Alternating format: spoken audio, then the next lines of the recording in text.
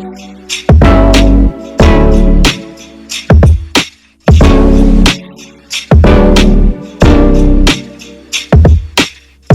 to the Elevated Chat Room. It's your host, Dwayne Malone, and also I have with me Mr. Lonzo Jones. Lonzo, let's go. Yes, sir. Yes, sir. Welcome to the Elevated Chat Room. Elevate your mind, elevate your life. Listen. Once again, y'all, we got a special guest with us. Special guest. But before I give a brief introduction, let me tell you what the topic is. The topic for tonight is the science of change, navigating motivation and behaviors. So our special guest tonight is really going to help us dive deep into this particular topic is Valena Gonzales. She is a therapist, y'all. Yeah, we like therapists. Let's go. I'm going to let her introduce herself. Go ahead, Miss Gonzales. My name is Valena, and I've been in a counseling role of some kind since 2008 when I started working at a juvenile lockup facility. Like, it wasn't like detention, but it was residential. Okay. And so like half the population was severe behaviors, emotional. Then the other half of the population there had like sexual misconduct, different issues like that. And so from there, I've worked in daycares, geriatrics, juvenile drug courts, probation kids, the veterans court program. Okay. We did the drug court with them. IOP services, which is the intensive outpatient services for the substance use adults and children. Lots of variety. I see. Yeah. So you are diverse, as we would say. So, yeah. So before we even get it down to the main questions, so what made you okay, let's do this. How did you get introduced until wanting to be involved in all the things that you're involved in? Like, what sparked that? Total chance. I was, my undergrad is in communications with radio, TV, film production. Okay. And so my dream was to be on SportsCenter. It's all everyone wanted to do when I was young. Stuart Scott was my guy. Very tragic, yes. So in my, sophomore year in college, I had an opportunity to do an internship for the Egg Bowl and with ESPN, and I turned it down for a terrible reason. And so once I missed that, I was like, I knew that was it because I wasn't going to get that opportunity again. So I knew my, career dream had to change because probably wasn't going to be able to do that. You can't just go get that back. Right. So, but I went ahead and finished my degree because I'm like, there's no reason I'm stopping now. I'm almost finished. Let's, finish up. So then I transferred to UNA and finished there. So I did a lot of like radio stuff back in where I'm from in Iuka. I did some things there. And then I started working at the Walgreens call center. As like, first I was like on the calls, like taking the calls, and then I moved to their training department, things like that. And so my communication degree kind of helped with that. But while I was there, you were helping people, but it wasn't, I don't know how to explain it. Like, there was not a lot of connection. Even though you talk to people on the phone every day, there was no like personal connection with people. And so, I knew a lady who worked at the Walgreens store. And so she said, well, my sister works at this, residential place, that's, a lot of kids, have a lot of issues at home, school, things like that. She was like, do you want me to see if they've got any positions open? And I was like, well, yeah, okay. So I'd done some like substitute teaching, through one of the local schools, and I really liked it. Okay. And I was like, okay, I kind of like these kids. Like, this is kind of fun. But I've worked in preschools before, but not like anything serious. Right. And so they had positions open. And so immediately, got called in for an interview, and just walking through the facility, like you could see these kids who they weren't normal kids, and it's like, okay, what society would say is normal. Yeah. Right. Yeah. And so I was like, okay, like this is interesting. And the reason I think I kind of like gravitated towards that is because I was one of those kids. Like, I stayed in trouble. However, I had a good support system. I had sports. And so if I ever got in trouble, I'd have coaches who would run you till you just couldn't feel your body, or you'd work out till you couldn't feel your body. Like, those wow. You know what I mean? And so I was grateful that I had that, because sports was my only outlet. And so once I knew, okay, well, I had a good support system, and these kids clearly don't, like something's happening in these kids, because we don't just act out to act out. Right. And so just walking through the facility, and of course, the kids see you and they're waving. He's like, oh, are you working here now? Things like that. And so just to see how personable they wanted to be, and they didn't even know you could tell they were begging for attention. And I'm like, okay, this can be kind of neat. Started working there, and the first 3 months I cried every day coming home. because I could not imagine these kids living there. I mean, they're residential. We had kids there for 6 months. We had kids there for 6 years. You know, like we raised one particular from the time he was 12 till he aged out of the system. Wow. And so it's one of those, like, this is somebody's child. Yeah. You know, like, and some parents came to visit and some didn't. Wow. And so it was one of those, like, how can you not be attached to them or Yeah. kind of, you know, gravitate towards that? And so once I started working there, it wasn't long at all. I guess about a year and a half when I started working there, I'm like, this is what I want to do. And so I went back to UNA to do my master's with community counseling. And it's just been on and popping ever yes. since. Yeah. Okay, sweet. Yes. Well, let's go ahead and dive deep into these questions then. So first thing is, what misconceptions exist about teens and their behaviors? Several, you know. Well, come on with it. Well, I mean, because, you know, the first thing you think of is like, if I say the word teenager to you, like, what's the first thing you think about? Wild. Okay. Yeah, I got to roll with him. Right. Okay. But why? You know what I mean? So Free. why, right. Too free. Right. but Borderline grown, can't tell me nothing. yes, exactly. Independent. Okay. Right. All that, So yeah. immediately all these things start popping up, and really it's like, well, why are they acting that way to begin with? You know? So I just listed kind of the top ones that I see the most of, you know, work, real life, you know, Yeah, things like that. The first one I have is that teenagers don't have anything to be anxious or depressed about. A lot of my clients come in and they're so angry with their parents because, like, they're truly anxious and they're truly depressed. But family members and even teachers I've had, you know, make comments, and it's like, well, you're a kid. What could you possibly be stressed about? What could you possibly be, you know, depressed about or anxious? You have everything you need. And the kids don't feel like they've been taken seriously. It's like nobody's listening to me. And so they kind of blend in, but they're blending in with usually the wrong crowd. Yeah. And so that's the top one that I see often. So what was that top one again?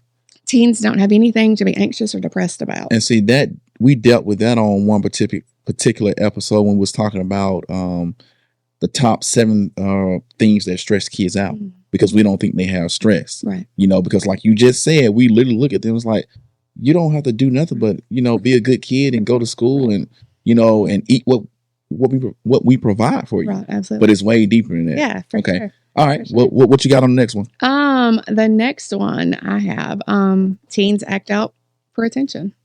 So that's attention. that's a misconception? Yeah. Okay. So why? Because, I mean, do some of them? Absolutely. You Okay. know, but typically the majority of them, no. Like, there's a reason. And so I teach, especially my teenagers, when it comes like even probation or even with parents, one of the biggest things that we see now is like grandparents raising their grandkids. Yes, we do. And so that huge, we look at like cultural differences, we look at, you know, the age gaps, like there's so many things that play factors in those. And so the older, you know, parent figures, the grandparents are like, well, you just want attention. Like, why are you acting like this? Like, you shouldn't act like this. Like, you know better.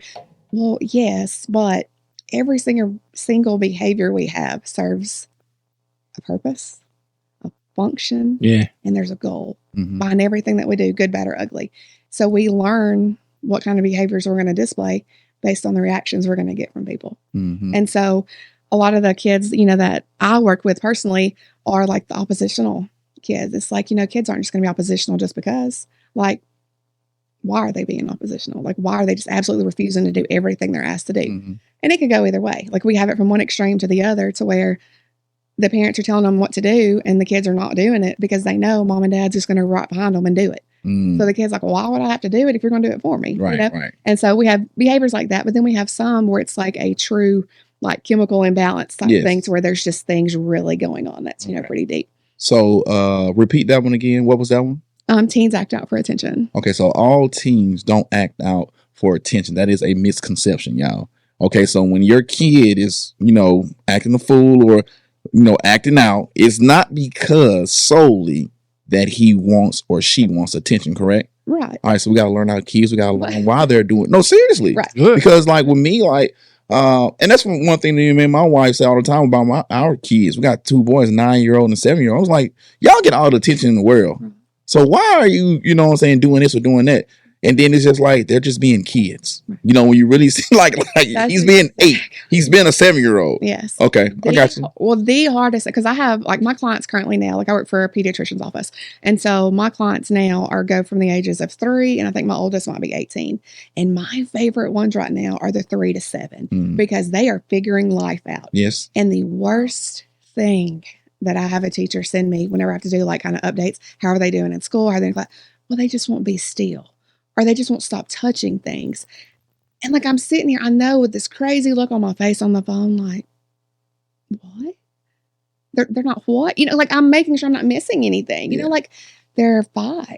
So you want them to be statues. Right. And I have a lot of personal feelings when it comes to like the way our school systems, not just our school systems, our classrooms are set up. You know, kids learn through movements. Like, when we're moving, we're learning, we're taking in things, like we're retaining all these things, especially boys. Like boys learn differently than girls, but like we notice it in the boys a lot sooner than we do the girls, you know? And so outdoor classrooms, nature classrooms are the absolute best thing. Wow. A lot of classrooms that I've seen in one of the counties that I used to do like in-school therapy with, some of the classrooms were set up to where they were really low tables. And the chairs, instead of a chair or a desk, were like it looks like a workout ball almost, but it has like little tiny legs on it. So while the kids are sitting there at the table, they're bouncing, they're shifting, they're moving, but they're doing their work. Nobody's getting in trouble because that energy that they have, they're exerting it through the ball, but doing all their homework. They're doing their lessons. No behavioral, like nobody's clipped down. You know, those.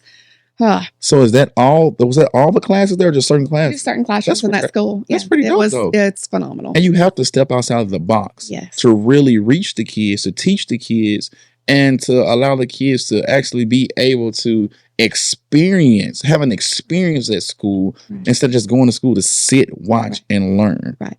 Okay. Absolutely. What's your next misconception? Let's see. Kids do not care what adults think.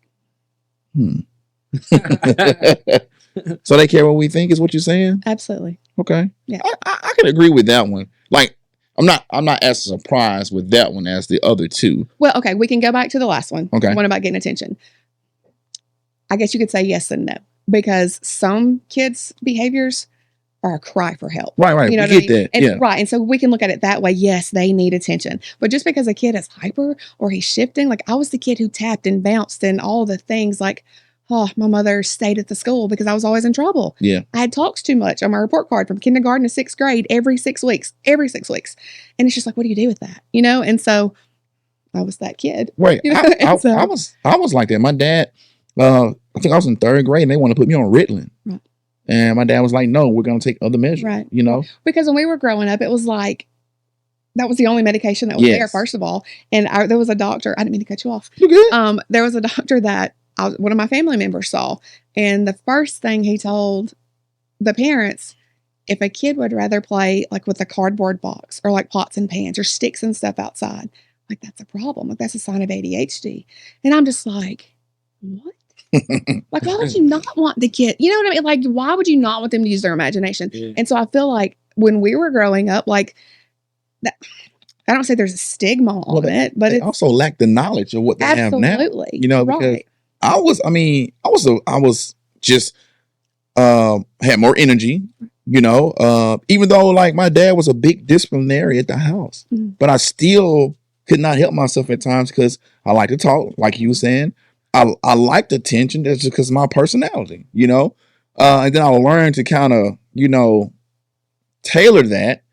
But yeah, there was times where it was like, yeah, you're going to put you on some Ritalin. My dad was like, no, we'll handle that. So work through it. Yeah, we learn to adapt. Yeah, that's like even like my oldest boy, he's high energy for days. Great kid, but you have to be adjustable. Right. You can't expect him to be like these other kids. I'm like, no, they go all day, and he's gonna talk your head off. He's gonna ask you a million questions. Right. That's just who he is. And you just have to be like, okay, well, that's just your personality God gave you. Yeah. I don't want to tame you, but I want you to learn how to control it. Right. Well, and there's so many things now that we're learning, especially, you know, I'll use ADHD for an example. Like, I'll say a lot of the diagnoses that, you know, we're having to get. I don't even like the word diagnosis. I feel like it labels kids. And it's like, I'd rather say we have tendencies to do things. But I don't want to ever even let a kid know what their diagnosis is sometimes because they're going to thrive in it. You know what I mean? Like, they're going to watch TikToks and they're going to say, well, TikTok says that I have this and TikTok. And I'm just like, oh my mercy. Like, what are we? I have mixed feelings, but I know we have to have it because we need to know like what direction we need to treat them in and what interventions we need to use. So I get where it's useful, but I also feel like a lot of times now it becomes almost a handicap because it's like people realize it's like, oh, well, I have anxiety. And so the kids that I have come in the office, well, I don't want to go to school anymore because I have anxiety, or I can't have a job because I have anxiety. And I'm just like, how are we going to function? It's the mindset that's being taught to them behind closed doors. You know, right? Now, is anxiety real? Yes, of course it is. You know, is depression real? Yes, but that's kind of the therapy that I do. Kind of shifts a lot of those things. What was that third misconception? I don't think you ever did it. I didn't. I didn't even get to go in it. Kids don't care what adults think, and they absolutely do. Like you'll have a kid. Well, I don't care what anybody says. Like I don't need anybody. That's not true. Like you're a human, and humans need contact and interaction. But that's how we survive. Built on to have relationships. Absolutely. And so when you have these kids just shut down, well, I don't need anybody. I don't care what anybody says. That's their cry for help. It's like, no, your support system, the people who's supposed to be there for you probably aren't. And so because those close people aren't, I'm shutting everybody else out either. So why should I trust you if I can't trust my own people? Yeah. And that's tough, you know, to kind of get through, especially our teenagers that we have. That was good. I like that though. I hear that all the time. Kids say they don't need anyone or they don't care what anyone think of them. Right. I hear that all the time. Yeah. A lot of it though, that, you know, we've just kind of seen, I say we as in my circle, like the people I've worked with, you know, and the populations that I've worked with the most, primarily with the teenagers and the juvenile system, you know, things like that. But like kids need boundaries. Yes. Kids need structure. Kids need rules. And is what hurts me is when I have parents come in my office and they're like, well, I just want to give them their privacy. I don't want to overstep. What? And I struggle with that because does everybody need privacy? Yes. But there's limitations to things. Yes. Because so many kids are doing so many harmful things behind closed doors, whether it's on social media, whether it's self-harm, whether it's substance, you know, that they're hiding in their closet, whatever. So yes, privacy is important. But there's limitations to that. I agree. And so if we just throw a kid out there and it's like with no curfew or no rules or no whatever, like I'm 42 years old and I will never comprehend a kid not having a curfew. Yeah, that's a ticking time bomb. Right, exactly. Yes. Exactly. And I struggle because I don't want to tell parents like, what are the reasons that they're acting like this? But this? that's the problem. You need to tell them. Oh, well, now you do. And that's... I mean, and it's I do. Now, of course, we're not going to say it to them like we're talking about it right now, like you're the problem. Right. But it's going to be like, look, you know, in order for this to work, you're going to have to step your parenting game up. Right. And what I'm teaching here, you're going to have to back me up at home. Right. You know, you got to figure out just a way to tell them because we know from what we deal with. Absolutely. That, I mean, you can literally, like, okay, we go into the detention center. If it's 20 kids in there and we tell them to raise your hand if your father is not in your life, probably 17 out of the 20 is going to raise their hand. Yep. And that's always one of the main common denominators. The father figure not being in the home. And then you have parents that are in the home, but they're not truly present. Right. Well, right. In a lot of those situations, especially the kids that, you know, that I've worked with extensively, one parent's out of the home. So the other one is the main provider. So I'm trying to be as supportive for you as I can, but I'm working 2 and 3 jobs and I'm having to do this. And so these kids are a lot of free time. Right. And the moms or whoever is they're devastated because it's like, you know, I'm trying so hard to keep them out of trouble and you can't fault them because it's like, well, who else is going to take care of them? You know? And so, but a lot of the, like I said, that generational gap, I've had parents or grandparents say, well, their mama and dad was so, you know, XYZ to them. I don't want to hurt them more. You're hurting them by not putting those boundaries and that structure in place. And I know that just dealing with my kids and watching, you know, other families that when your kids have structure, expectations, they're held accountable, and you have those boundaries, you know, they respect you more. Absolutely. Yeah. They appreciate you more. And they also understand the authority figure in their life.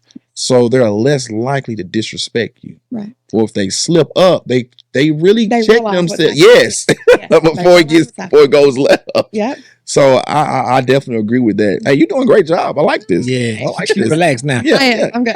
Come on. But What you got? I will Go ahead. personally say that I feel like everyone that deal with youth, and I would say parents too, we really have to be more intentional on disciplining and creating that structure for the kids, and knowing that that's a sign of love too. Yes. Right. Well, and that's I what I think was. that's the biggest problem. Yeah. Yeah. Yeah. Yep. And my older kid, I'll say, "How do you know mom loves you? How do you know like That's a dad good loves question. I like that question. you?" And because it's one of the because what is love? Sacrifice.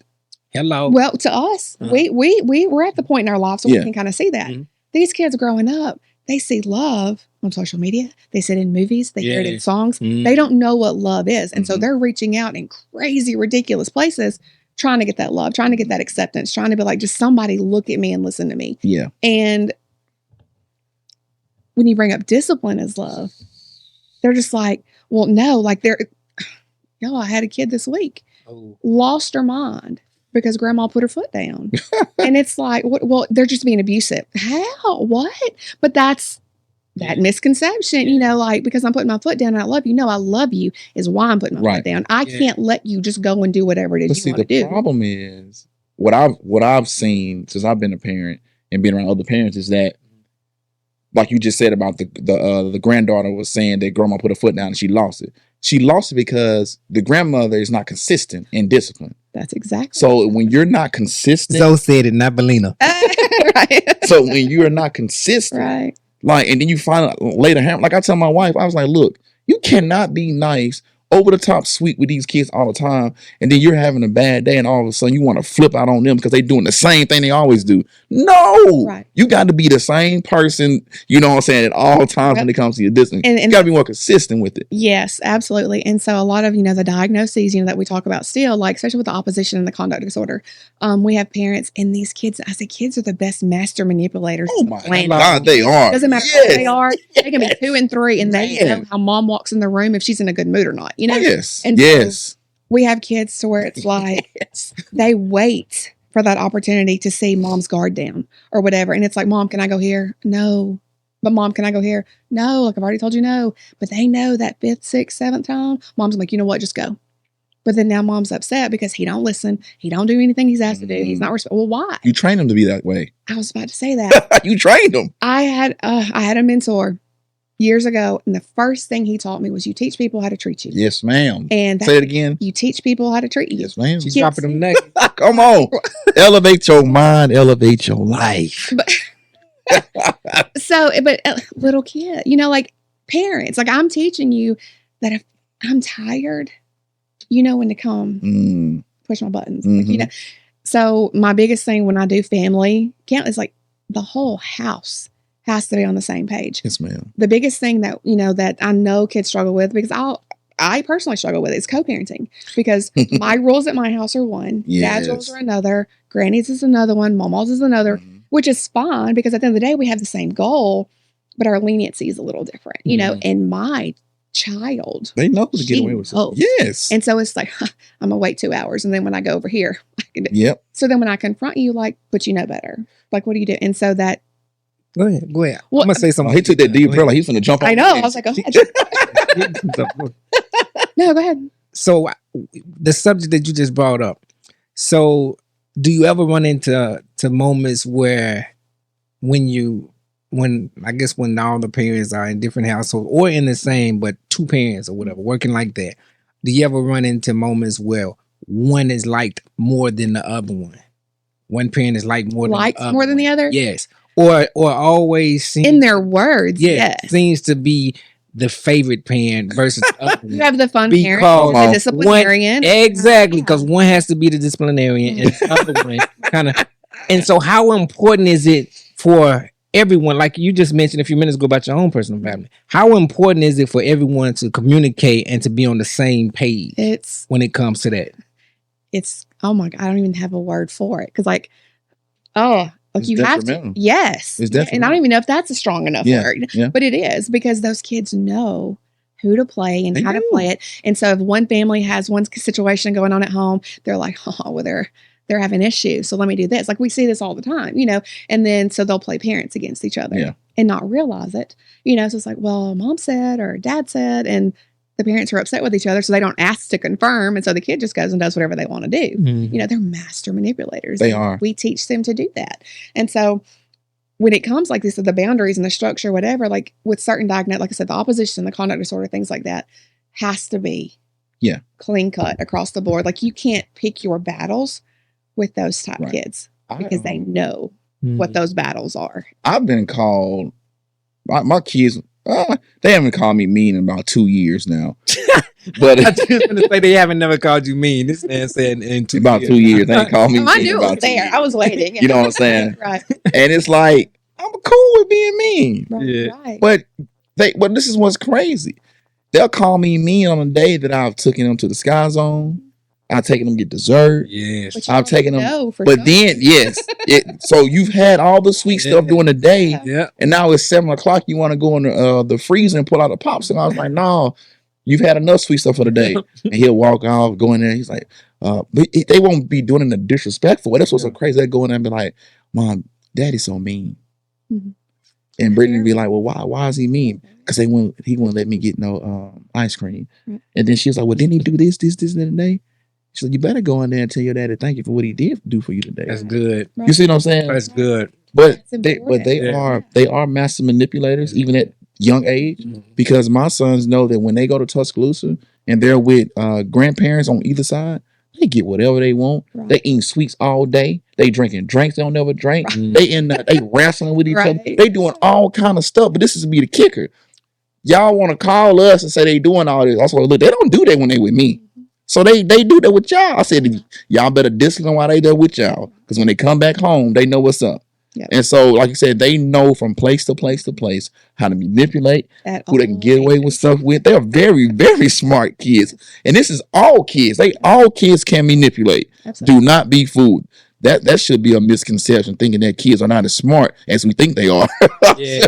and that, and I'm so glad you brought that up because that kind of goes like with some of these others. Depending on a kid situation, like working in the lockup that I worked with, you would have kids who took on that caregiver role with their siblings. Yes. Mom's at work, dad's not home, vice versa. So all day long, this kid has been the boss. But then all of a sudden the parent comes home and the kid tells the little kid to do something. I'm the parent, don't tell them what to do. Oh, But hold on, I because experienced that. That's good. well, because it's like all day, like That's you good. put me in this role, like you've Mhm. expected me to do this, but then now all of a sudden, and so I feel like that's where a lot of that Wow. anxiety comes from. A lot, Mhm. especially the older teenagers who have multiple siblings. Even I have he's I don't even know how old he is, like 7, I think, Mhm. and he has several younger siblings. He's the oldest, and so he's not in that caregiver role, but because he knows I'm the oldest. I'm supposed to take care of Mhm. everybody. I'm supposed to help. Like if mom's washing dishes or whatever, it's my job to take care of these kids. And so he gets so frustrated Mhm. and he gets in trouble Mhm. because he's trying to take on that authoritative role. And his siblings are like yelling and screaming at him and not listening. But he carries that. He carries that weight like, Mhm. I can't help mom. Like, Yeah. why can't I help? And he's 7. Wow. Yeah. So when I have my teenagers literally working, putting money into the house, Mhm. helping pay bills, helping buy groceries, Yes. helping do whatever. But now all of a sudden you're telling me to stay in a child's place. Yeah. But you've put me here. Yep. So now he doesn't know what to do. Like, what is my role? What's my identity? Like, what am I Yep. supposed to be doing? That's good And stuff. so, but when that something happens and DHR gets involved or whatever the case may be, kids get separated. Mhm. Things start happening. The role that this kid has always played, that's not my role anymore. Mm. So who am I? What am I supposed to do? Yeah. So then we start doing what? Trying to find places to fit in. We find the wrong crowds. We find the whatever because guess what? I'm accepted now Mm. Hmm. when I haven't been for, XYZ reasons. Wow. And that's the majority. How do Wow. how do they cope Yeah. Right. when something goes left? Wow. Yeah. Right. So man, that's That's that's some good stuff. You said something earlier about kids sometimes not being able to recognize love or what is love to them. There's this book for couples, Mhm. the 5 love languages, Absolutely. Yeah. There's Right. one for kids. but there's one for kids, Yes. and that's what I was getting at. Yes. So like with my sons, like I try to, speak all the love languages. Same way I would do with my wife, I do it with my boys. I'm always encouraging them. We're always gonna spend quality time together. Right. I'm gonna buy them gifts. Right. You know, I'm gonna give them when I do touch. Mm-hmm. So like instead of me just like kissing all, they're too old now for me to just be kissing on them all the time. They done So now, you know, I give hugs. Stopped it. We got our own handshake. Right. You know, we do dap when they get out the car, different little things like that. We still get that touch, Mhm. you know. And so as parents, we have to understand like, hey, you can't just buy your kids stuff all the time Right. and think that's their only, that's the, like every kid don't want gifts as Right. it's like some kid you can bring in there and bring in 5 PlayStation 5 games and he's like, okay, dad, well, I appreciate it and I thank you. But then the dad walks out the room and the kid's in there crying. He just slapped the games on the floor and the dad goes back in like, boys, you crazy? He's like, no, dad, I want you to I play. actually want you to play the games with me. Let's go. You see what I'm saying? So it's not about, you just can't buy kids. Right. You know, go ahead. You ready? I know Yeah. you're chomping at it. Let's go. My wheels are turning. But because like the love languages are critical. The Yes. thing is if we don't learn those when we're young, we grow up to have some pretty dysfunctional relationships. Mhm. So then our kids are seeing that. Mhm. And so it's like in certain households, the words I love you aren't said. The way they're showing you they love you is by putting clothes on your back, feeding you. You have a house to live in, a bed to sleep in.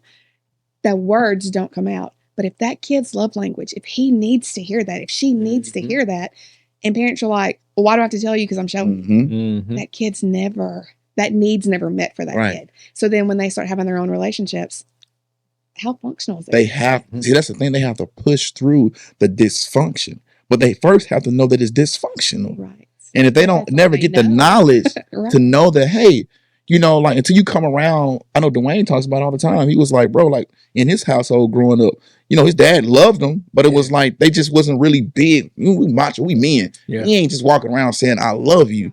So it's like when he got around certain grown men, Yeah, some and- friends. yeah, and so on. and we tell him like love you, bro. He's like, what?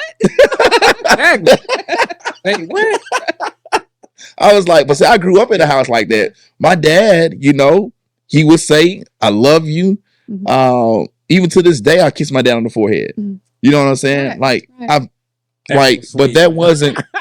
that wasn't something that was weird to us. Yeah. That was our normal. Right. And that was his normal. And that's their normal. Right. But we have to be open-minded Absolutely. and willing to have conversations and really see people. Mm. Watch what they're doing. Watch how they moving. Because I know right now, I'm jumping to a whole nother lane, That's fine. but I know I've seen kids that get jealous or envy of the relationship that I have with my boys. Yeah. Just because I love them in a different way their dad loves them. Yeah. You know, and it's like you would think that he's like, man, that's pretty dope. But it's like, no, like it is not many kids, but it's just some kids. It's like, man, like I wish my dad would, you know, do that with me or take me Yep. here or build me up like that or support me like that or And that, y'all got your own handshake. Yeah. You know what I'm saying? Like My kids is 19 and 21 now, and even their friends say to them like they wish they had parents or a father or mother Come on. that would say and do things, even at the age that they are Come on. now. right. come on. It never gets old. That's what I was about to say. Like, Like, we're programmed for Man, that. my dad And so- called me like I'm 39, so it had to be about 4 or 5 years ago. Mm. He called me, and I think it was a random time he called me. He was like, well, son, I just want to let you know that I see all you're doing. Mm. He's like, I just want you to know that I love you, Wow, that I'm proud of you. man. And I'm 35, And 36. I'm don't- like, I don't need you that. up, man. But yes, it What, hit what me. did it do for It you? hit me. Exactly. It felt like, man, I had just got like Yeah. a jolt of energy. It was just like, man, like, You did. my dad. You had all those happy chemicals. Yeah. You see what I'm saying? Like it does something to you. So I know like anytime I get an opportunity to, you know, to build my kids up and any kid, like if any kid, now don't get me wrong, I'm gonna get on them Right. because I want the best for them. Absolutely. But after I get on to them, like even with my little baseball team right now, I'm like, okay, look, dude, you supposed to run through first base. Next time, run through first base. Come on now, Yeah. but good hit. Absolutely. You see what I'm saying? Like, I call those sandwiches.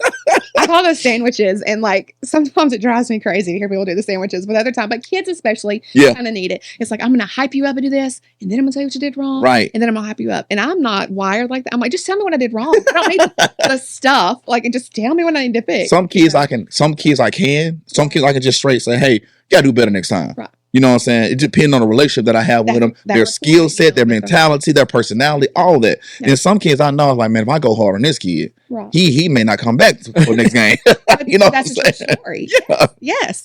But no, one of the things you're talking about, as far as like, because what, you know, kids care what adults think. One of the things, like, I've had 2 situations, and I'll be really quick with them, but and these kids will never leave my brain, never leave my mind, never leave my memory. I don't care how old I get, how old they get. They're like etched in my head. And one of them, he was a senior, and, you know, family did their thing. Family had their cycle, you know, that they lived in, breathed in. This kid took his ACT his senior year. Stupid high on a score. Crazy high. Probation officer was like, dude, do you know what this means? He was like, no, I just took the test. We were like, you could go to any college that you wanted to. Anything you want to do, like, this is going to get you in there. He's like, I'm not going to college. I said, what? So I'm sitting there again with this crazy look on my face, like, wait a minute, what? And so the JPO was like, you've never considered it? And he was like, no. He was like, has anybody ever talked to you about like going to school, going to college? He was like, no, that's just, nobody in my family did. Like, that's just not a thing. They kept family business going, you know? And so it hurt me to my heart, because I'm just like, how could this kid have so much unlocked potential and nobody knows? So the JPO mentioned it to the mother, said, hey, this is what his score is. She was like, oh, okay. Like, what? Because nobody had ever poured into this kid. Nobody had ever said, sky's the limit for you if you want it to be. Wow. Never in life had he heard that. So 1.5 years, almost 2 years later, wrong place, wrong time, got locked up. Severe, like serious charges. What? Yes. And so it's just like, for what?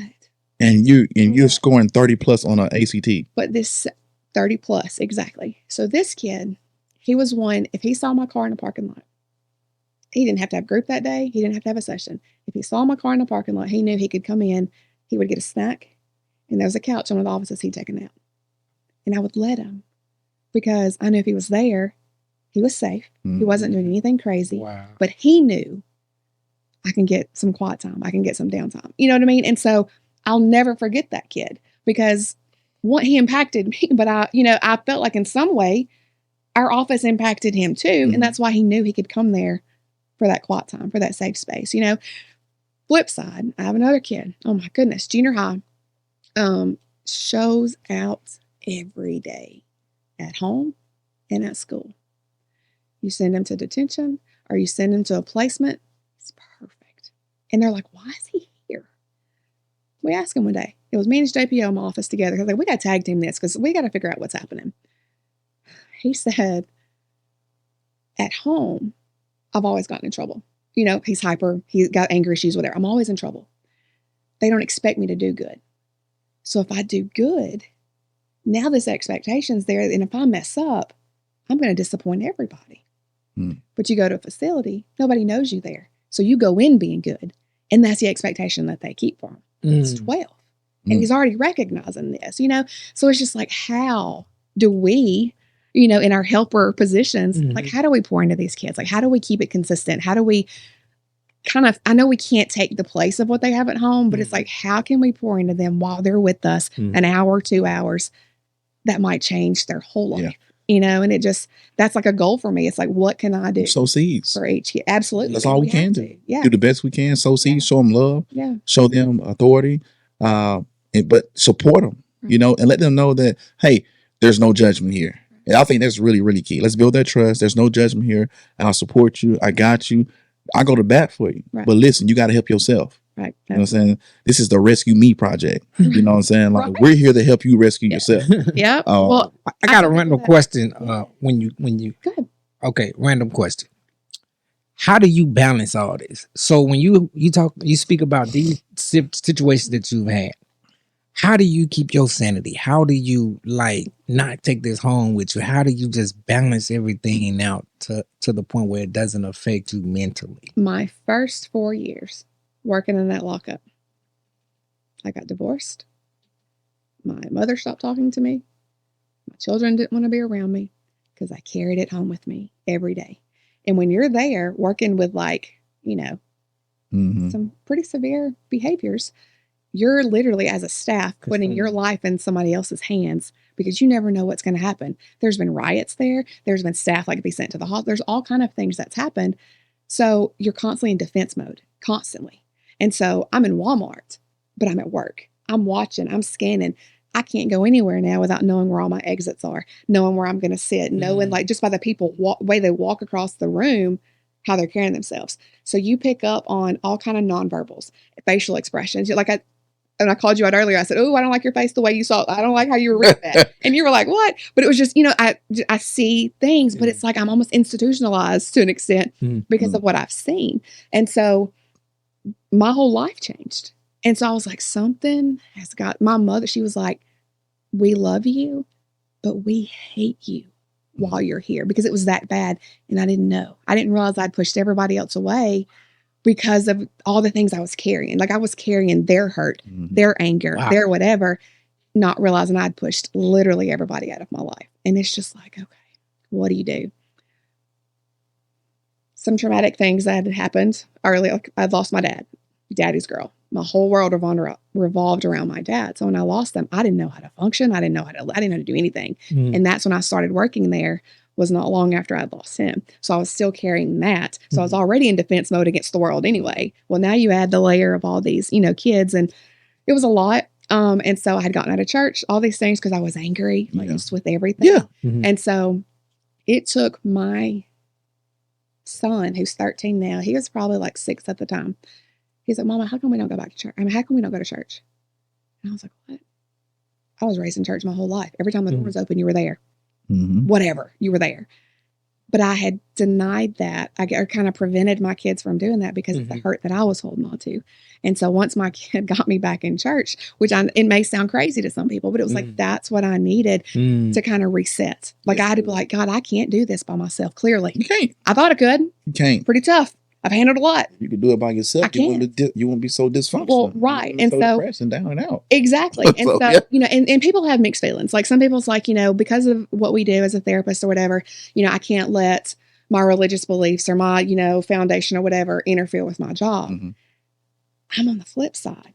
I could not do this job without having it. Let's go. Yeah. And I struggle with certain things, but also know like there may be lifestyles, there may be choices, there may be things that's happened that I may not agree with. But at the same time, there's so much more to this kid than just that. Certain things that they're doing is because of what's happening, that acceptance, that whatever. And so it's almost like God just let me be a vessel, like whatever I need to do, wherever I need to go. And so during my transition time, I guess you could say, I'd gotten a tattoo and it says, "Jireh, here I am, send me." And it's one of those, like, we stress about a lot of things, but at the end of the day, like I have to truly believe that he is going to provide whatever it is that I need. So here I am, whatever you need me to do, just put it out there. Let the resources be there. Let the people be there. Let the connections be there, whatever needs to be there. I'm trusting that that's going to be there. And so I can't do my job without having that foundation. But there was a point in my life where I was a horrible human. And so when I say that, people are like, "I know how you used to be, but I promise that's not who I am anymore," And so I want to use that, like, not even telling that to the kids I work with, but I want them to be able to see that when they're in my office. And so I don't work in locations to where like religion is frowned upon. I need my employer to be like, "Hey, I get it. It is what it is." And so we can't push our beliefs on anybody. Right. I don't even bring it up in conversation unless the kids say it.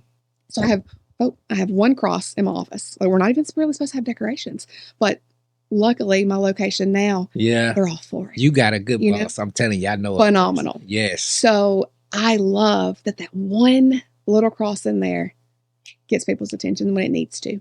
And it's like, I don't even have to say anything. Like, I want them to feel that there's no judgment. I want them to feel that I don't care what you have going on in your life. Like, you can just come hang out. Like, it is what it is. I don't have to agree with what you're doing. But at the same time, I need these kids to understand too, these decisions that you're making and the things that you're in and the role that you're trying to play, you can't be mad when everybody around you is not accepting it either. Because the choices we're making is for you. Your choices aren't for anybody else. Right. You have to live with your choices, good, bad, or ugly. And so whatever it is that you're, going through, struggling with, whatever, that's your choice. But you have to understand you're going to have people to support you, and you're going to have people who don't. Unfortunately, that's just part of it. That's reality. It is what it is. And a lot of kids struggle with that because they feel like everybody should accept it, or accept anything that they're doing. So anyway, so that's how I keep my sanity. I don't even know how I got off of it, is I have to have that foundation. I have to constantly. You have to have an outlet. Yeah. When you was talking, it sounded like the therapist needed a therapist. And that's the truth. And like real talk, like it's like we do. I mean, we say that we need that soundboard. We need that processing. Yes.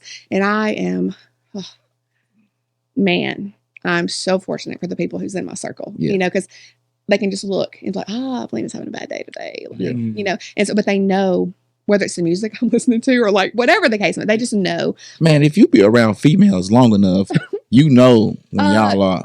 If you're around people, we're talking about females right now. Though. Oh, okay. We're talking about because you're a female, so we're talking about females. Okay. But because y'all wear y'all emotions different, like the few females that I'm close with in my life, I know for a fact, like, hey, they want distance.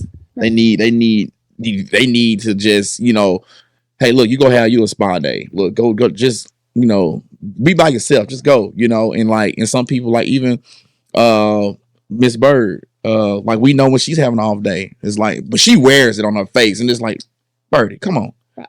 But see, it's different with her though. I'm still gonna go give her a hug. I'm still gonna mess with her. You know what I'm saying? It's just, but we can just tell, like, when things are weighing on y'all as compared to most men. Most men.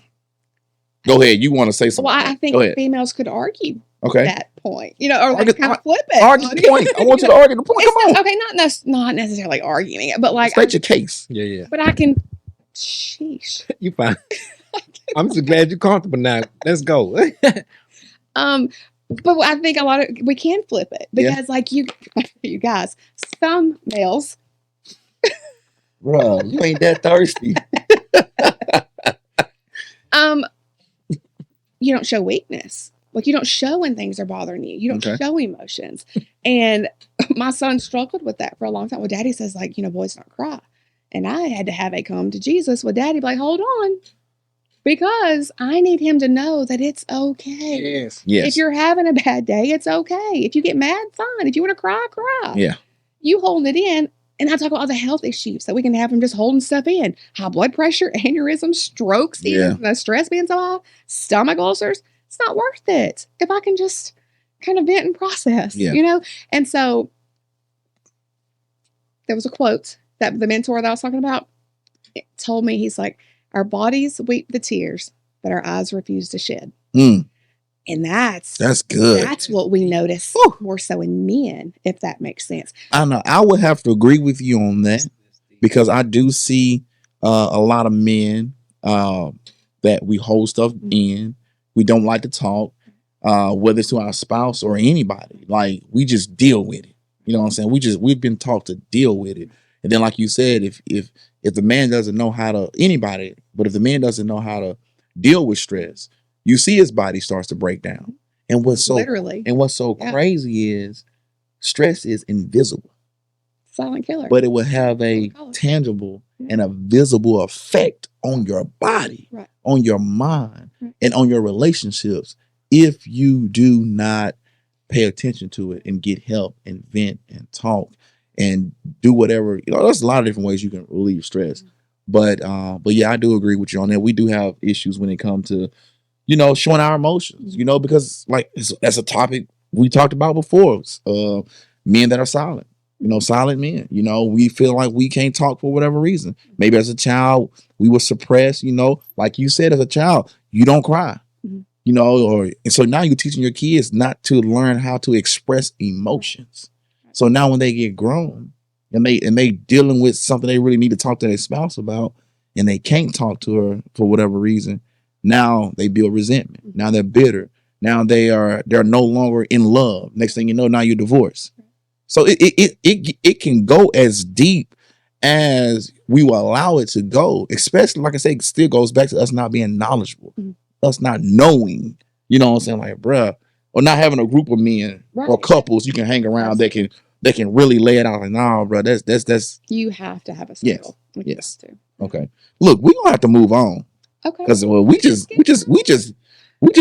coasting. We sitting right here.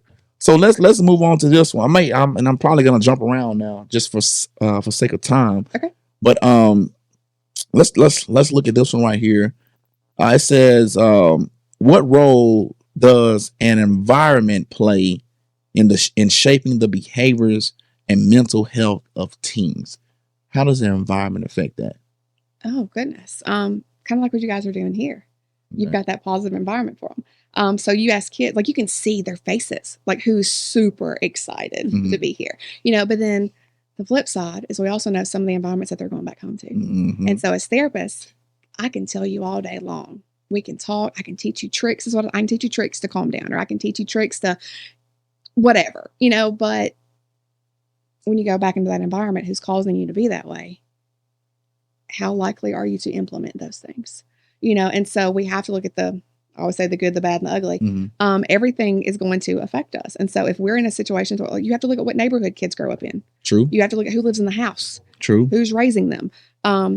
We look at, is there a history of other mental health issues in the family? Is there a history of substance use? If it is, like these kids are seeing this all day long, how is that going to affect them? Because like there's a thing on Facebook, two brothers had an alcoholic dad. One brother becomes an alcoholic, the other one doesn't. That is the truth. Yes. Because we're exposed to everything. And again, it goes back to choice. Like, what choice am I going to make, to do this? But no, environment is, it's, you have to pay attention to it. And like we mentioned, or I talked about earlier, my kid in school, like this environment was not good for her, so I had to send her somewhere that I knew she could actually reach her potential and, thrive. Exactly. But it goes, like I said, both ways, but it's also, who do you have in that environment that they can look up to? Okay. They need the mentors. They need the positive. Everything you guys are doing here answers a lot of these questions. So what can a person that's living in what we would call a not so favorable environment, what can they do outside of getting, being around mentors and being in a program? What can they actually do at home that will help them escape or be prepared, or even to not necessarily let the environment, infect them and let it metabolize in their life, but the opposite effect? I can kind of do the type of therapy that I do is like reality therapy kind of thing. So it's got choice theory. And so literally everything we do, we're making a choice, but every choice has a consequence. And so we do a lot of like it's almost like reprogramming your brain. You got to rewire it, because we have a saying, what you focus on grows. And that's anything, good or bad. So like you buy a brand new car, it's black. Now you see every black vehicle that drives by you that you didn't notice before. You buy a new pair of shoes. Well, now you see all these people who have the same shoes you do, because that's what you're focused on. So that goes with anything. If I'm focused on how stressed I am all the time, and I'm constantly complaining, and I'm constantly, being critical, and I'm constantly just feeding those negative thoughts, that's what your brain is trained to recognize. So we kind of was like, you replace the bad with the good. And so the easiest way for me to describe it, like with my little kids, it's like, when you have a thought, when you have these, different things going on, every thought you have kind of creates like this, we'll say like a little ditch in your brain. If we don't want to feel those like bad thoughts anymore, we call it listening for the liar. How many times a day does that liar come in your head to tell you I'm not good enough, I'm not smart enough, I'm not quick enough, I'm not whatever? So I do a challenge with my teenagers, 48-hour challenge. Make a list of every single time you hear that liar. Now what? Do you believe those? Are those your truths? If not, we need to replace them with the truths. So those trenches, those little ditches stay. And so if you take the negative out, fine, but it's needing something to replace it. So we do like the positive affirmations, we do the journaling, we do the all these positive I statements, anything that we can do. And some people are like, oh, I don't believe in that, whatever. Well, you don't have to believe in it, it's fine. But luckily, there's so much research now that we do, especially with substance use, that talks about, the affirmations and like the rewiring. Because why are we struggling? Because we're masking something that we're going through, all these negative things, that we've been programmed to do.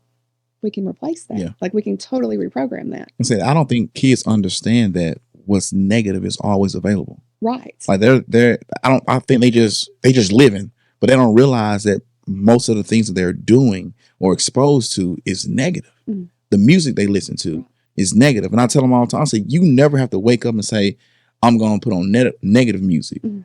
You have to say, well, I'm going to put on something positive today. Right. Absolutely. Because 9 times out of 10, what's already playing is already negative. Right. So when you wake up, you literally step into a negative world. So now the Yeah. battle begins from the moment you wake up. So, How are you going to offset it's your about- mind? like how you said that. Yeah. Come on. That's right. So, and that be the thing, like, but they don't realize that. Right. So when I'm driving my kids to school in the morning, my youngest boy, I recite an affirmation, like it's like 12 of them, and he has to repeat after me. I drop him off on the way to drop my oldest son off. He has to recite them to me, and I repeat after him.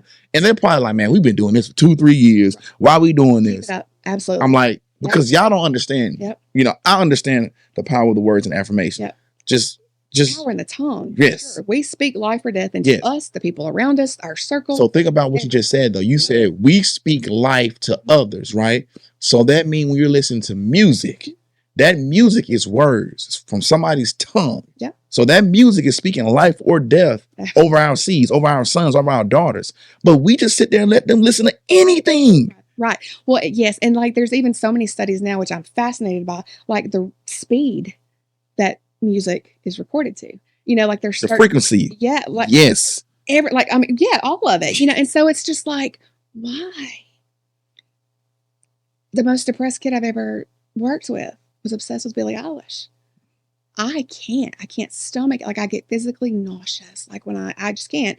But it's like they feed into that, and that's all they hear. And it's just like you are like making yourself. Yes. I don't want to say, But they don't. Like But they don't understand. They don't believe that. Yeah, no. But I think the entertainers know that. They know the world they live in. They know the influence they have through music. The They know entertainers is not the ones that know it. It's their bosses. But It's the they ones know that it too. it's the ones that run the They know it companies. too. They sit down in meetings and say, hey, Yeah. we need to get these artists to talk about this so that we can, influence the next generations. Because at hip hop at one point in time was all about positivity. Right. Now, I mean, it's you very rarely find an artist that don't use profanity, Right. that's not glorifying the wrong things, money, cars, material things, women, drugs. It's very rare that you get somebody that's glorifying, the right things. And that's one of the reasons why I like D1 so much. Like he is bold. He wherever he goes, he's gonna talk about when he's rapping, whatever he's rapping about is about the right stuff. And he challenges other rappers. Like, look, man, we gotta stop poisoning our own kids. Right. You sitting here going, trying to get up with politicians to do a gun reform, but yet you rapping about killing. Right. It's like, bro, like, what are we doing? Right. So that'd be my thing, man. Like, but music is the words that's in the music are very powerful. And what are you watching? Absolutely. Yes. Yes. We had to cut our kids off YouTube. Yes. But even on YouTube, when they was on it, it was like you can watch sports Right. and you can do educational stuff. Yeah. But then with them watching sports, I'm like, okay, I hear the music in the I background. was like, it rolls into something else. Or the commercial, the ad that pops up. I was like, okay, y'all done with YouTube. Cold turkey. Like, and they complained a couple of days and it was over it. Yeah. I was like, because I understand, like, and people, like going back to how people say the kids will say we was mean. I'm mean, right? But I've had like family members say like, bro, you too tough on them boys. Like, how you gonna tell me that I'm too tough? Because I'm raising men. Yeah.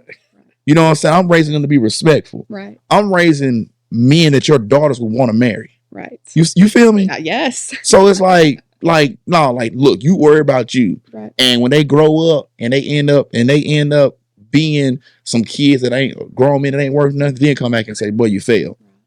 But that ain't gonna But happen. until then. Until then, let me do what I'm doing. Yeah. They get a lot of love and they get a little bit of discipline. Yeah. I can actually discipline a whole lot more than what I do. They get a lot of grace. They get a lot of grace. Right. But anyway, I don't know how we got on that, but go ahead. But I was just gonna say, like we talked about, like, what do you do to kind of help them? Like they've got to find what we call coping skills. They've got to find something as an outlet. They've got to find something that excites them, that interests them. And that's why, I think one of the questions says, like, how do you notice red flags? Well, one of the biggest things, that I tell parents, like, are there things that they used to be like super hype about and now they don't even do it? They don't touch it. They don't want to pick it up. Oh yeah, well, they used to play the guitar, or they used to draw, or they used to play baseball, whatever. And they've stopped. Well, why? Why do they stop? Yes, sometimes we lose interest as we get older. Our interests change, fine. But are we sure that that's why? Like what else has happened? And a lot of times that's how we can, kind of recognize, is there some depression sitting in, or is there some substance use happening? Like what's going on? Or like when the seasons change, you notice like kids, he'll wear a t-shirt and shorts every day, but all of a sudden he's wearing all pants, hoodies, head covered up, whatever. And it's just like, okay, again, are we dealing with some depression? Are we dealing with just some, just kind of some isolation? Like maybe they're just kind of processing things on their own. Maybe they just want to be alone. Or are we self-harming? Yeah. Like, what are we covering up? We're creatures of habit. So the second we change something and the second we flip something, that can be a red flag. Yeah. Like parents need to be, but you got to be in tune with your kids. That's what I was about to say. On. And there's too many parents who aren't because I don't have time for this. And so when I will see mothers scrolling on their phone and the whole mama, or we'll be in the store or wherever. And I'm just like, do you not hear your child speaking to you? So little things like that. And I know sometimes we have to kind of like, but in general, like, no, you have to know what's going on with your kid. You need to know your friends or their friend circle. You need to know where they're going. Come on, you on it. Life 360. Yes, the greatest. I got it. I don't like it because my children at Mom, like, where are you at? Like, what road are you on? Like, I don't know where you're at. Like, what? But I love the fact that I can pull it up and see where my kids are. Right. Am I stalking them? No, like, they're my kids. Of course I'm going to know where you're at and what you're doing and who's going to be there. That's not parents over, No, it's not because But then you have kids, who are entitled to do whatever it is that they want to do. And the second somebody comes in to try to show the tough love or try to show them rules or try to show them whatever, they buck the system. Yes. They're disrespectful. They're doing whatever because nobody's ever seen that kind of love. We had that happen in my high school when we had a coach to come in. He was an assistant principal, which he was a disciplinary principal, and then he was the head basketball coach, black male. And a lot of the guys never seen a black male operate the way he did. And so they bucked him. They were disrespectful. And he was just literally trying to instill in them the things they need to be, young men. And when life skills. Right. Yeah. Yes. Just being respectful. But your life skills. Yeah. And so when he retired, I went back to, now I wasn't one of the kids that was disrespectful to him because like I said, I understood what he was doing. But I was still a little knucklehead from time to time, but nothing like what tell the truth. Nothing like what these other jokers was doing. But to be honest, they didn't know no better. But anyway, so at his retirement, I was like, Coach, man, I want to apologize to you. Oh man, it's deep. For all the kids that did not realize what you was trying to do for them. Right. I was like, man, from you teaching us to be respectful, look a man in the eye, to go hard at whatever you do, to wear your pants up, just looking like somebody, right. And instilling us the importance of education, the importance of working together as a team and seeing you operate and loving your wife and caring for your family the way you do. I was like, man, I want to apologize. I was like, we didn't realize what we had in you. Right. So that's just how important it is to have a male figure, that's going to challenge you. Right. And it don't have to be your father. But if you're out there and there's somebody in your life and you've never, as a kid, you've never seen that authority figure and you're playing a sport or you come across this teacher or you come across anybody and they start pouring into you like that, that's love. You just don't know how to recognize it. That is love because they're challenging you to be the best version of yourself. But in order to do that, they got to start digging and digging and digging. And hopefully once they dig, they can find that diamond. Right. What you got? You got something else? I have all kind of things for days. Well, let me hit you with this question right here. It says, what successful methods have you seen build resilience in teens? Programs like this, like we had said, programs like this. Programs, okay. Yes.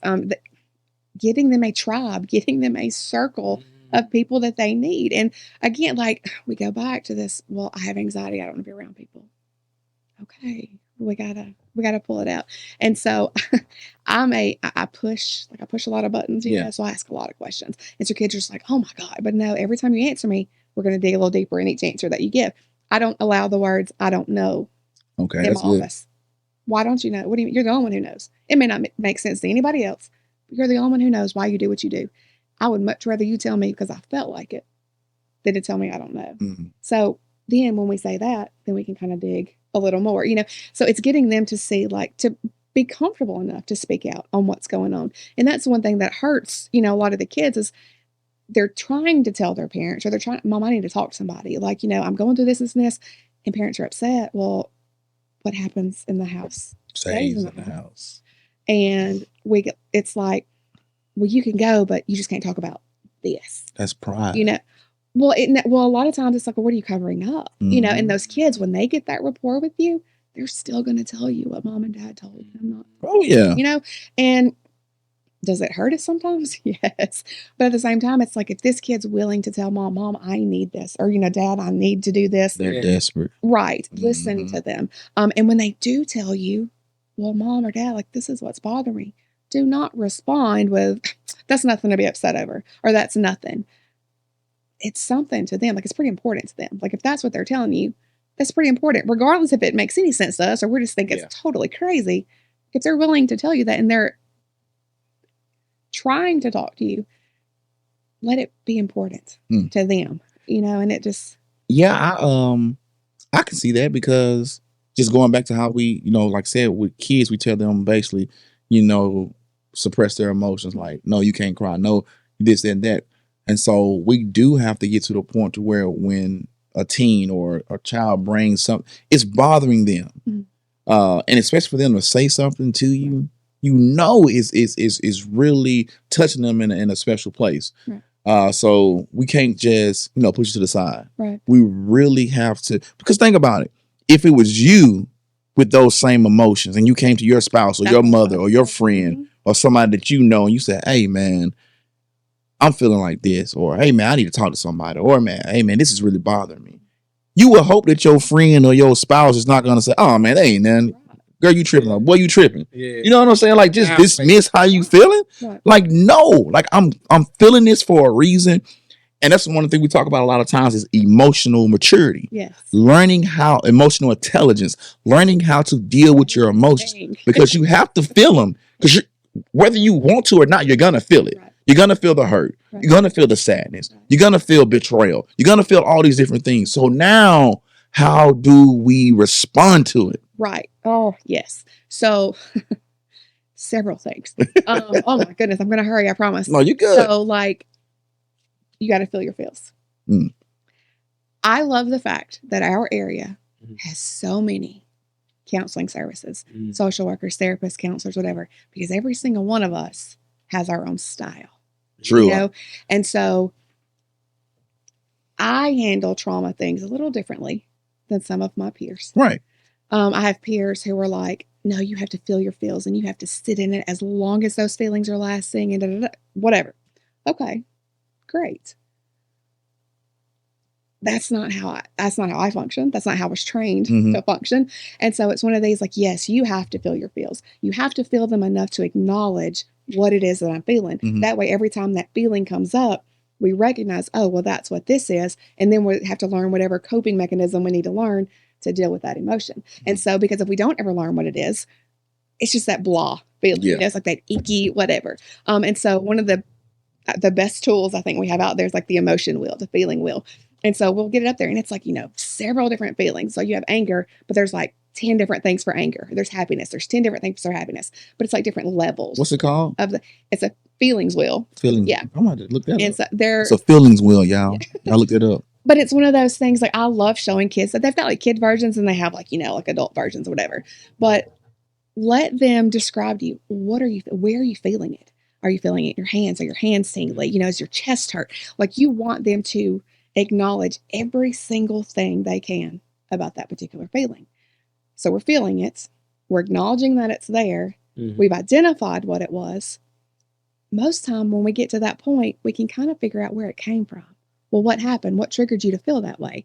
And then when they start talking, you find the root problem of what's happening. That's good. And so when I deal with the sadness and the depression and things like that, yes, we're going to feel them, but what you focus on grows. Ooh. So we have a struggle story. Every single person on the planet has a struggle story. Yes, yes, I worked yes. with a life coach for like 3 years. She's phenomenal. And that was what she told her clients.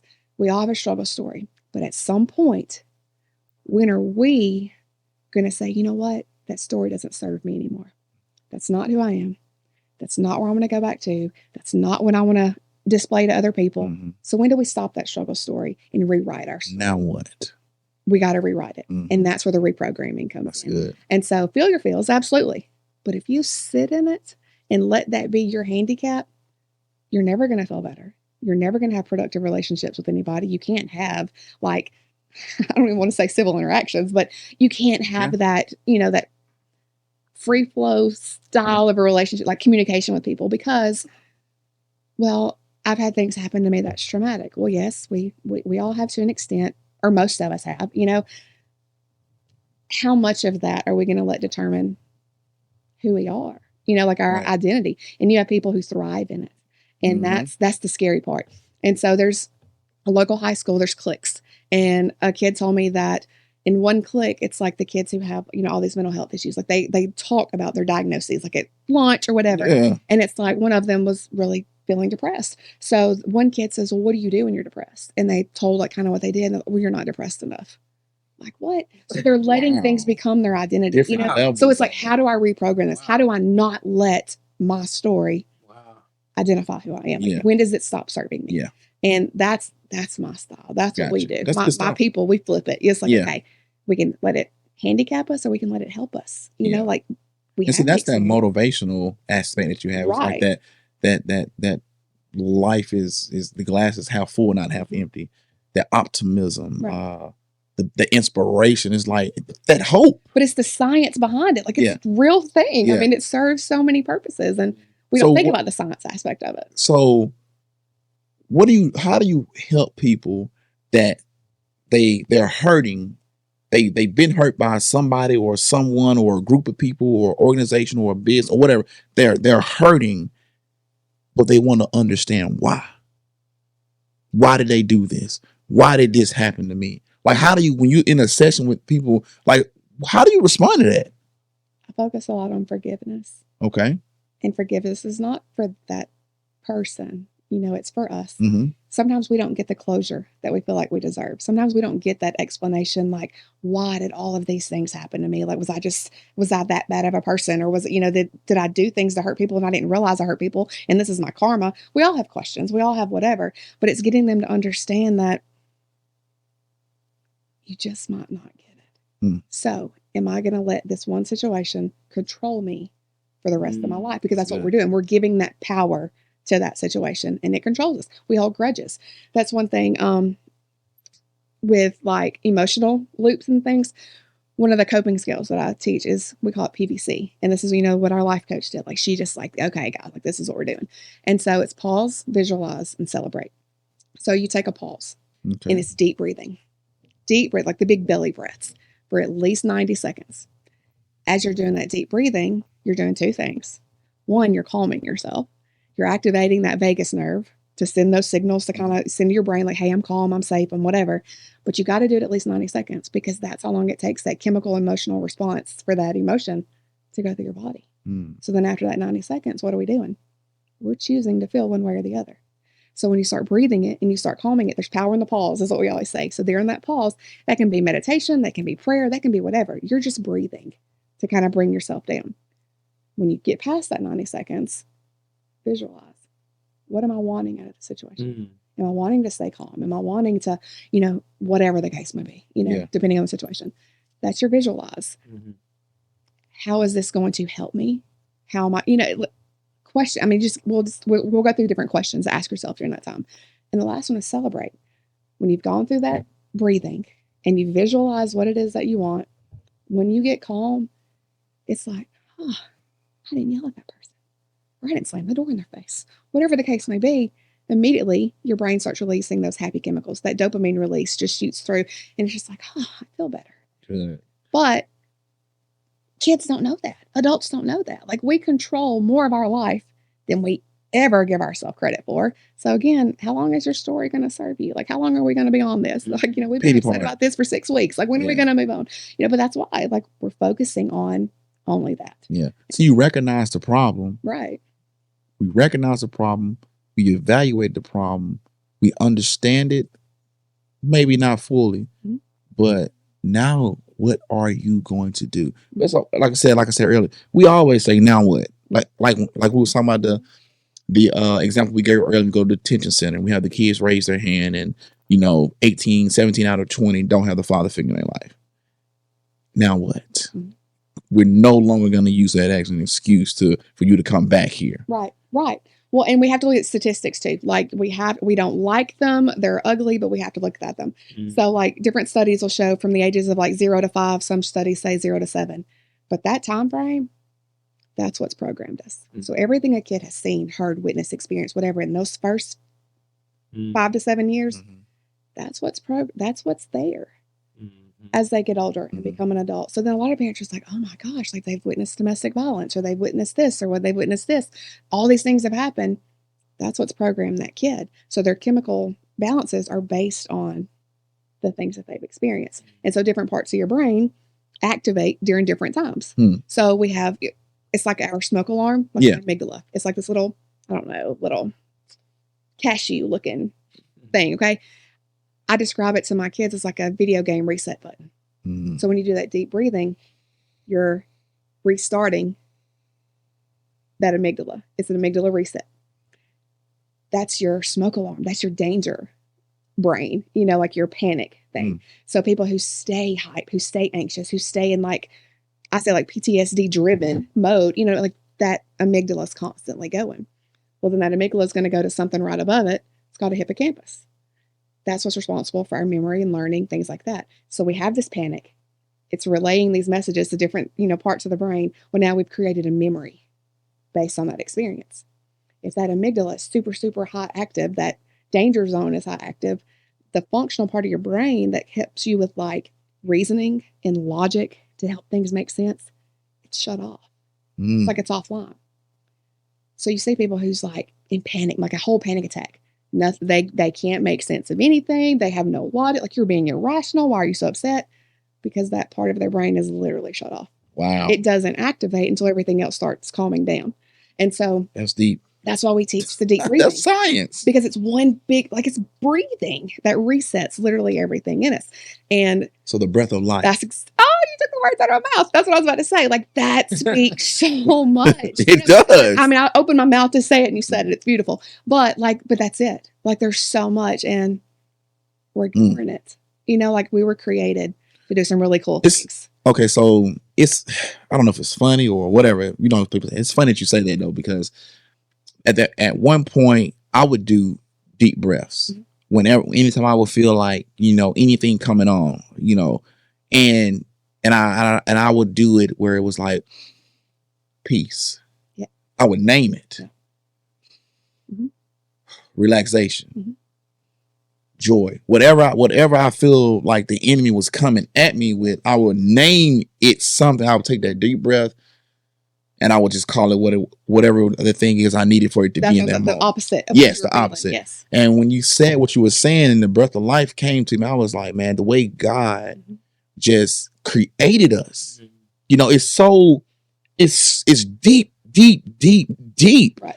Of all the different details you can possibly give, you really were to study the thing and see down to the smallest God with his infinite wisdom set our bodies up for it to function in such a magical way that we can't even explain it. Just like I asked the doctor when my wife was pregnant with the first child, she was explaining how he was in the sac and there's fluid in the sac. And I was like, well, how's he breathing? Right. She was like, we don't know. It's kind of like a fish. That's what we think. But you think, like, you're in a sack that's full of fluid. How are you breathing? Like, that's God. Like, I don't understand. Like, but that's a whole other topic. Yes. I agree. But that's it. Like, we are created to do so much more for ourselves and have so much more control of ourselves than what we give ourselves credit for. And so, again, in my office, we're not doing a lot of whining. We're not doing a lot of excuses. We're not. No, because why?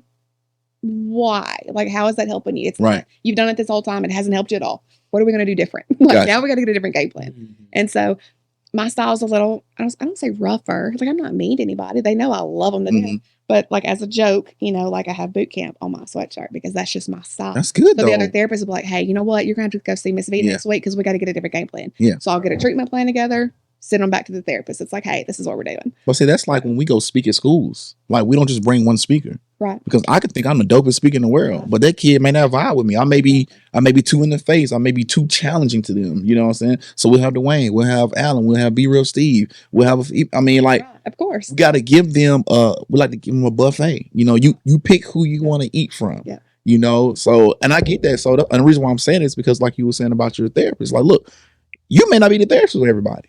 And I'm not. Right. No, I'm not. But the next person is nobody's a therapist for everybody. Right. You know, so that's why there's so many different ones out there, and that's why it's just so important to keep doing what you're doing because the ones that you're supposed to reach, you will reach. And that's, I think, like I said, again, the beautiful part of us having so many different people, like all the, I had probation officers and attorneys to call me, like if they hadn't heard from them or they haven't heard from me in a while, like, hey, like, are you still at so-and-so? And I'm like, yeah, okay, I got a kid for us. Okay. Like they find me. Yeah, say, like, because they know what I've this had kid needs. judges call my cell phone and say, hey, I need you to take this kid. So I see a judge name pop up. I'm like, why is he calling me? Valena, I need you to take this kid. Okay. You know, like, how do you say no to that? You can't. Right. But it's like, but they know, like, they know what I'm doing. Yeah. You know, yes. and it's worked, you know, for the ones that that we do, you know, it's just, it's a great thing. And no, I'm not everybody's cup of tea. Right. And that's okay. I'm not either. You know, yeah. And I understand that, like, Yeah.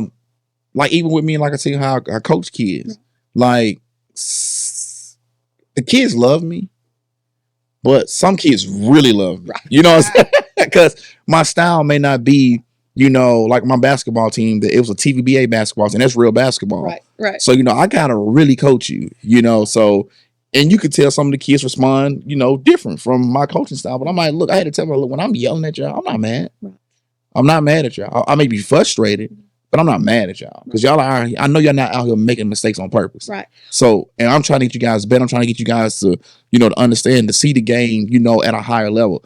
But, you know what I'm saying? That's just my style. Right. Still love y'all. Right. You know, so. Right, of course. And I think coming from like an athletic background, like you understand too, like I have to tell my kids who are there for anger management, you know, like I don't like when the coach yells and screams at me. I was like, dude, be glad he's doing it. Because when he shuts up, it's the problem. Then he don't care if you make it or not. He's putting into you. He's trying to get your attention. He's trying to bring this potential out of you that you don't even see.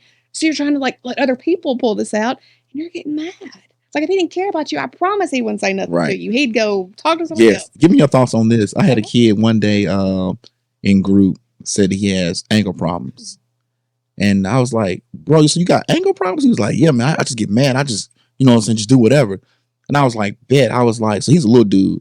So I was like, you see this dude over here? I said, he's about 6'5", 300. If he come up to you and get in your face and say something to him, you're going to be mad and swing at him? He was like, no. And I said, what about me? He was like, no. I said, well, do you really have an anger problem? Or do you have a decision problem? So give me some feedback on that. Reasons for anger: fear and lack of power and control.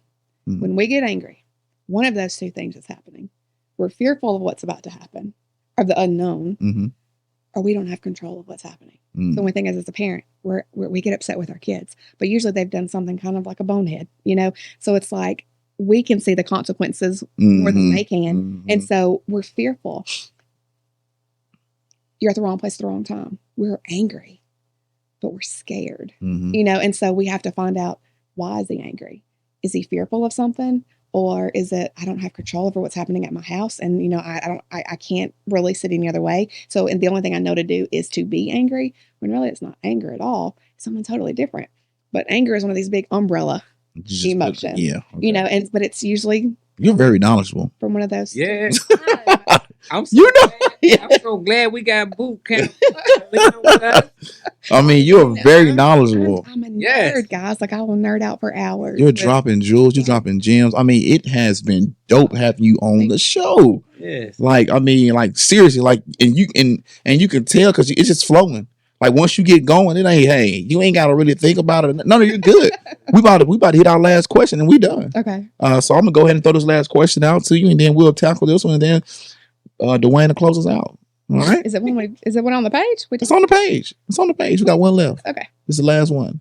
It says, How can parents and caregivers effectively support their teens while ensuring their well-being and future success? And we probably talked about this a little bit, but just go ahead and hit Listening. Just listen it. Listening. to them. Don't shut them down when they're mid-sentence. Listening. I love my mother more than life itself, but I hated talking to her because I couldn't get my first sentence out before she'd already told me I was wrong and how I was feeling. Like, what? And so you learn that. So you learn who to open up to. And if you can't talk to your family, fine, don't. But have some trusted adult or some trusted soundboard that you can kind of talk to. I tell families, parents all the time, like, eat dinner together as a family as often as possible. No electronics, no nothing. I've had parents tell me they didn't even know what to talk about because they hadn't sat down and had a real conversation with their kids in so long. They didn't. And so asking, well, how was your day? Seemed kind of boring. You know what I mean? And talk time. Like set aside like talk time for each kid. Because a lot of times siblings close in age, they're jealous of the other one because, well, daddy's paying more attention to you or mom's doing more of this. Schedule a time. Like, hey, buddy, like tonight you get 15 minutes, whatever. Like, you don't have to be long and drawn out. But just for them to know, I like that. This is your talk time. You're like good. Anything and everything we want to talk You're about. Good. We can. Like your game. Like whatever you want to do, and whatever we have. Like we talk about special playtime with the little ones.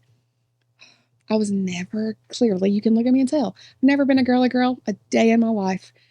My daughters are the girliest girls on the planet. They always wanted to play with Barbies and they always wanted to play with dollhouses. I don't know how to do those things. Okay. Like I had them when I was little, but they collected dust and my mom got rid of them. Wow. So I played ball. That's what I did. Yeah. So me and my son, we can go throw a football in the yard. We can go play baseball. We can go play basketball. We can do whatever. The girl's like, well, why do you play with him? You love him more. I just don't get it, So I made the mistake of sitting down to play dollhouse with my youngest. She got so mad at me. She was like, Mom, just don't worry about it. I was like, what? She was like, you have to change your voice with the doll. Like, you can't use your I was like, she was angry. She was like, Mom, just. You don't even know how to play a game, right? No clue. But have special playtime with your little ones. If they want to build Legos for an hour, oh, fine. If they want to, whatever, give them that space, that time to where brother and sister, no, like, this is not your time. This is it. Like, you get next. Or if you have two, flip it. Like if you play first with this one, play first with the next one. But just make sure they know that they've got that time with you. And you'll be surprised the conversations that come up that you didn't even know they were thinking about. But they're not going to bring it up in front of the other one. You know what I mean? For whatever reason. And so that's like your time to do your therapy. You know what I mean? It's like, well, tell me what's been happening at school. Any kind of drama, especially with girls. Tell me about the drama at school. And they just go. And it's like, you don't realize how much your kids are dealing with at school as young as they are. And the things they're hearing, the things they're seeing. And that's why I want parents to be involved, because if your kids have questions for you and you don't answer them, I promise you they're finding out the answers from somebody else. Yeah. And it's going to be answers you probably wish you would have answered instead. Yes. And I've learned that. It's right. And it's all ages. And that's what's scary. It's getting younger and younger. Yes. Crazier questions. You're just like, why do you even know what this is? Yeah. And so it's tough. So when we have 4-year-olds, 5-year-olds come in the office and they're just like, oh, well, I saw this. Like, how do you even know what that is? Or how do you know what that looks like? Or how do you know what that smells like?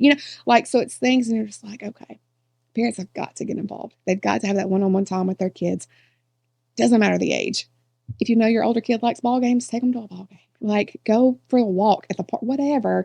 And the kids are like, Mom, I don't want to do this. Doesn't matter. You don't have an option. Get in the car. Let's go. Yeah. Like, you've got to take that time out with these kids. And the kids appreciate it too. And so the interactions and your relationships are so much better. Yeah, you're giving me some stuff to implement with my kids. I like the talk time thing. We do stuff together, but I always do it with both of them. So I got to start splitting it so I can get that one-on-one. Even if it's like a Dollar Tree visit. It's like, hey, let's go to Dollar Tree. Like whatever store they like. Kids love to spend money. They don't care. Dollar Tree, they just want to go for them. And so it's like, okay, look, we're going to go spend for 30 minutes. We're going to go to the park. We'll get ice cream, whatever.